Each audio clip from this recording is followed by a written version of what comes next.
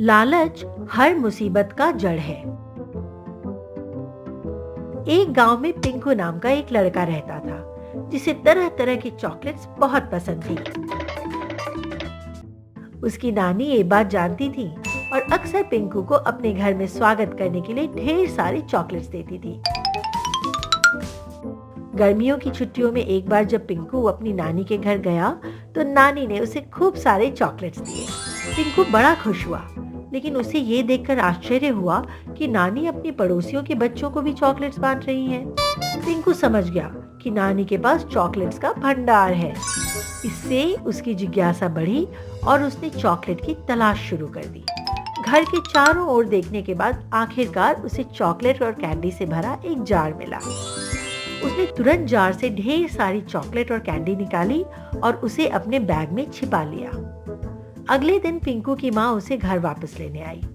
घर लौटकर पिंकू ने छुप छुप कर बहुत सारे चॉकलेट्स खाए।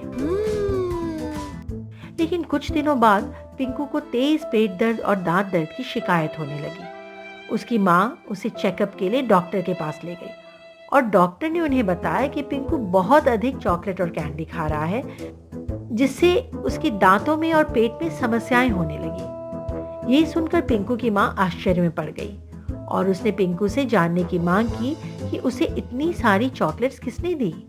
दोषी महसूस करते हुए पिंकू ने स्वीकार किया कि वो सारे चॉकलेट्स और कैंडीज अपनी नानी के घर से उनकी अनुमति के बिना ही ले आया था। माँ ने उसे चोरी करने के लिए डांटा और अपने किए की क्षमा मांगने के लिए उसे वापस नानी के घर ले गई। पिंकू ने अपनी नानी से माफी मांगी और कभी चोरी न करने का वादा किया। नानी ने उसे माफ कर दिया और समझाया कि लालची होना और बिना अनुमति के किसी की चीजें लेना बहुत बुरी बात है। पिंकू को सबक मिल गया कि चॉकलेट के लिए उसके लालच ने उसे मुसीबत में डाल दिया था। बच्चों, इस कहानी से हमें ये सीख मिलती है कि लालच हमारे लिए मुसीबत का कारण बन सकता है और चोरी करना कभी भी सही काम नहीं है।